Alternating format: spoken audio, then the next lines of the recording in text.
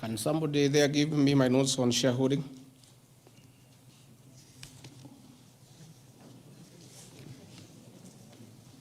Yeah, I have them here. That's okay. Yeah, this is an important one. Yeah, there are several. I had not, there are a few silly ones. There's one that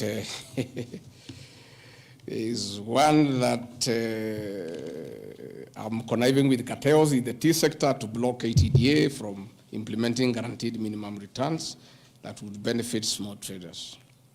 The allegation is not true. No evidence whatsoever has been adduced to substantiate this claim. As far as I know, I've successfully completed my mandate, which was assigned to me by the President, which culminated into creating synergy between people who had taken KTDA to court and suspended the operation of the Tea Act. As a result, the Tea Act now is in operation. The President never mandated me to take over the affairs of the Ministry of Agriculture. He asked me to spearhead tea reforms. I did the tea conference in Kericho, brought all the stakeholders together, and as a result, I created a synergy among all the stakeholders, and we agreed that those people who had gone to court withdraw the cases, and now the Tea Act is operational, and that will see meaningful reforms. As to claims that I have stopped the selling of tea in Mombasa, there is no evidence to that effect, and I want to call upon the Honorable Mutuse to provide that evidence. Again, in matters coffee, I was given a job by the President to initiate the coffee reforms, which I have done successfully. I held the coffee conference in Meru for 3 days in 2023.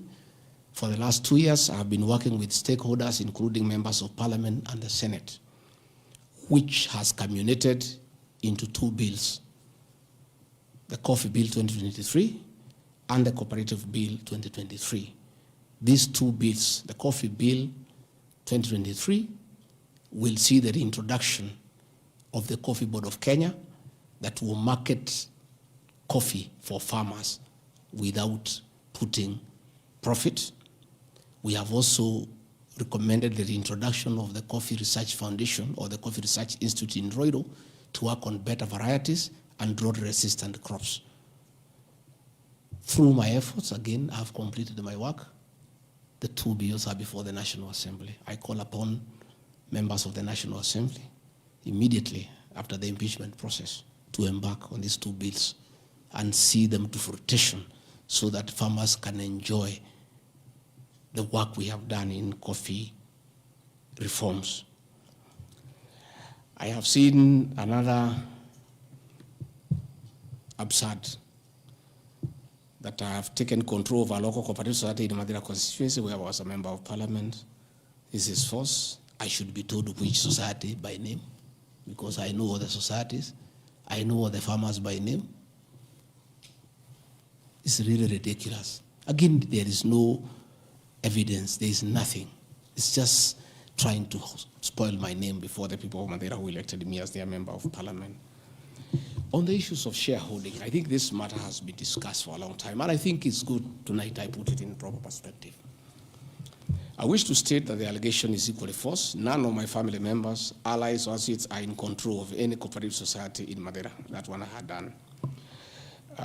In shareholding, by virtue of the provisions of the 3rd schedule of the Political Parties Act, the constituent parties of Kenya Kwanza Coalition entered into various agreements which were deposited with the Speaker of the National Assembly and the Speaker of the Senate for purposes of Article 108 of the Constitution of Kenya.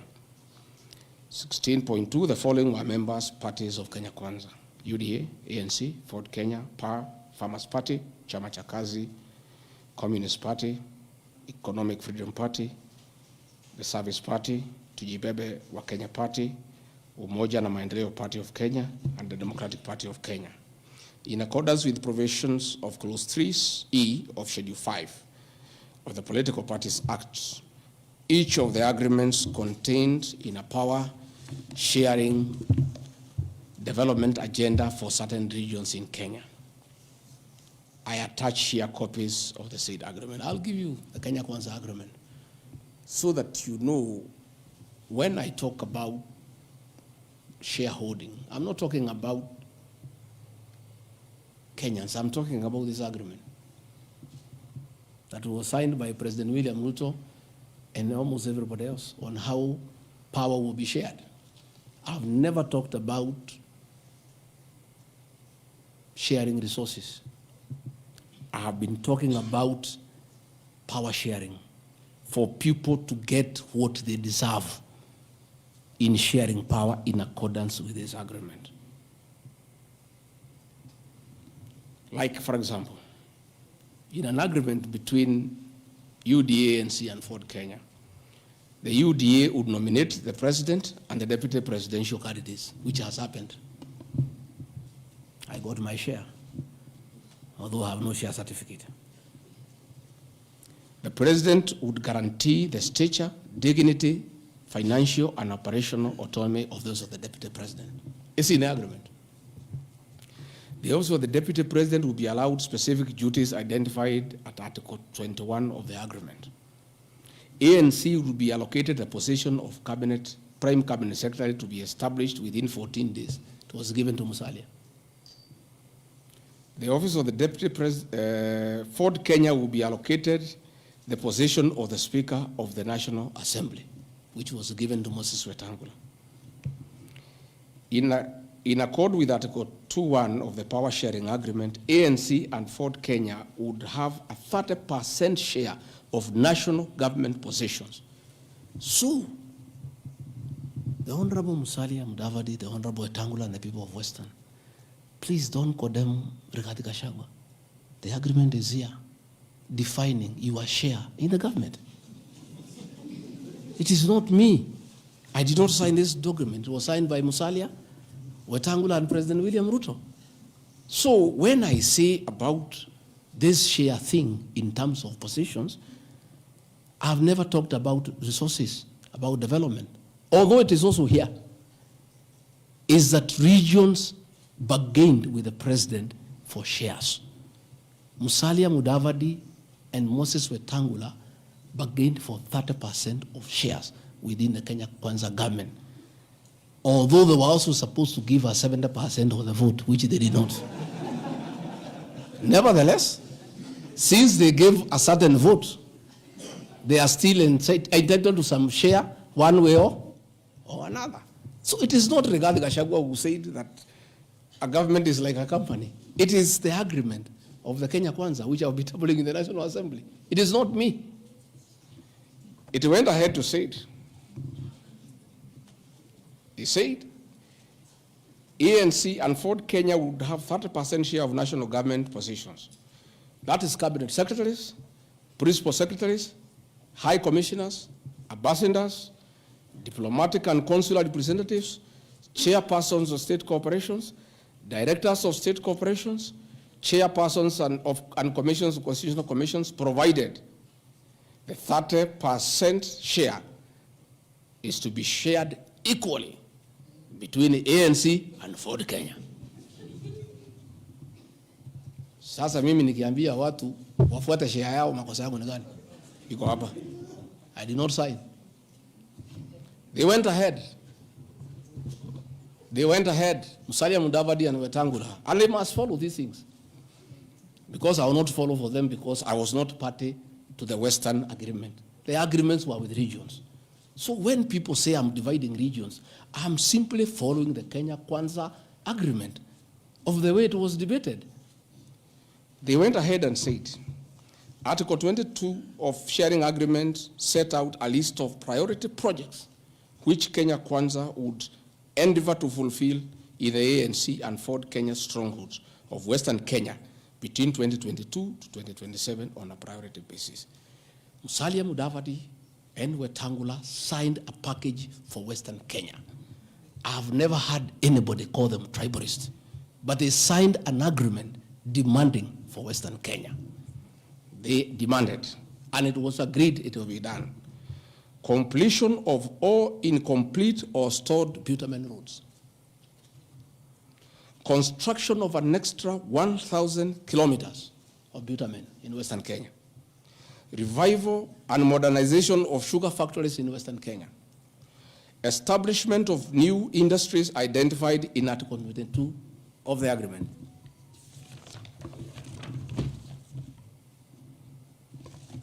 Ladies and gentlemen, this is the Kenya Kwanza Agreement on shareholding.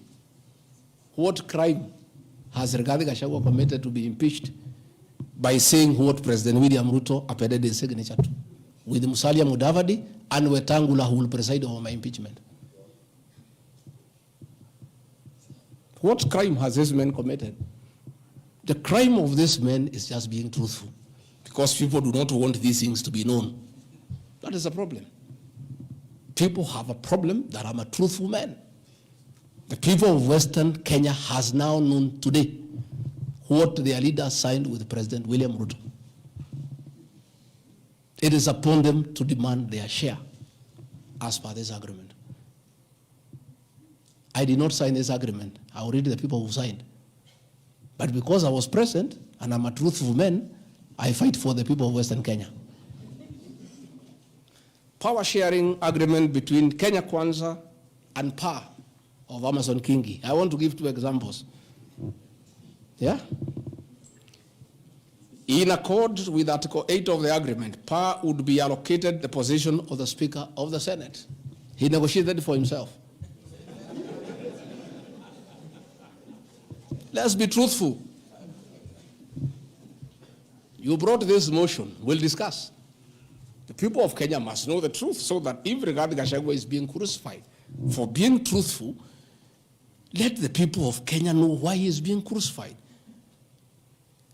How can Moses Wetangula say I should be impeached because of saying people to get their shares, when he is a signatory to a share agreement with the president on what will go to Western Kenya? And then they accuse me of tribalism. They did not say anything should go to Central or Mount Kenya. They talked about Western. When I say something for Mountain, I'm a tribalist. KINGI said, position of Speaker, you are Mepewa. Article 9A of the Power Sharing Agreement, PAR would nominate the candidate for appointment of 1 principal secretary when Kenya Kwanza came to power. Amepewa. For Article 9B, the Power Sharing Agreement, Kenya Kwanza and PAR would agree on what share of national government positions, cabinet secretaries, principal secretaries, high commissioners, ambassadors, diplomatic and consular representatives, chairpersons, state corporations, etc., etc. Power sharing agreement, that is a word, so that nobody should ever again in this country ever accuse me of talking of shares. It is not me. It is my boss, President William Ruto, who appended his signature with other leaders that Kenya is like a company of shares. It is not me. And he signed the agreements. Sharing Kenya is here, it's being shared. True or false? True or false? They have shared the Speaker, they have shared the Senate, they have shared Deputy President, they have shared the President. That's what I've been saying. And then I'm being told that I'm dividing the country along ethnic lines. I did not append this signature. I'm just being truthful. That is my crime. People want these things to be hidden so that they pretend to be nationalistic and say Rigathi Gachagua is tribal. But the people who append these signatures are the ones who should explain why they were signing things for their regions only. Yet they say they are national leaders. Power sharing agreement between the Kenya Kwanza coalition on one part and the Communist Party, nini. So, Service Party, at least I saw Chama cha Kazi. They say the party leader should get something. Moses Kuria was given something. The Service Party of Mwangi Kiujuri got nothing. You know? So, unajua sasa, ile shida iko Kenya hii ni ukora. And people not being truthful. The agreements are here. Like in a Communist Party, they have been making noise. They signed an agreement, they have not seen anybody. Yeah? So,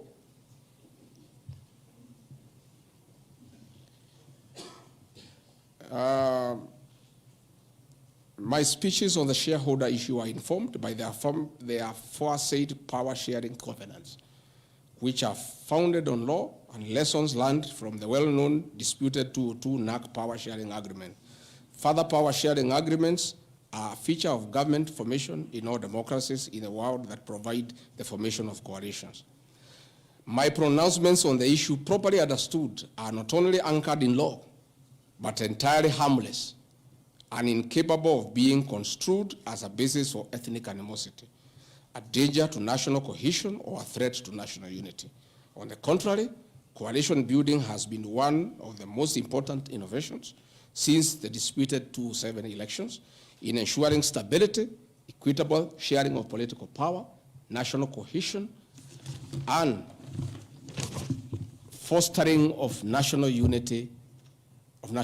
Indeed, Kenya Kwanza's main opponent in the 2022 general election, Azimio la Umoja, One Kenya Coalition Party, was a political party consisting of 25 or so political parties who also executed a power-sharing agreement as required by Schedule 3 of political parties.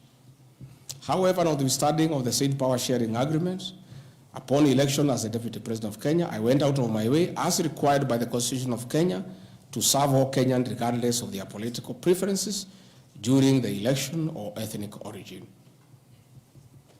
I'll produce videos on all those things. Again, my decision to embrace the broad-based government following the decision of the cabinet after the Gen Z protest is that I support coalition building. And even when the Honorable Right Odinga came, he got some shares. True or false? I mean, surely, why is Rigathi Gachagua being vilified? By just being truthful. You know, it's good to be truthful. I have heard that my saying we observe this agreement is a threat to national unity. I have never been caught by the National Cohesion and Integration Committee to tell me that I have said something that can create ethnic disharmony. On the issues of one man, one vote, one shilling, I am told again that it can create tribal hatred. How? The one man, one vote, one shilling is not a formula for Mount Kenya region. Far from it. The one man, one vote, one shilling talks about equity. The gist of that formula is that all Kenyans should be treated equally. If we are giving bursary to the children of Kenya, let us agree how many children we have.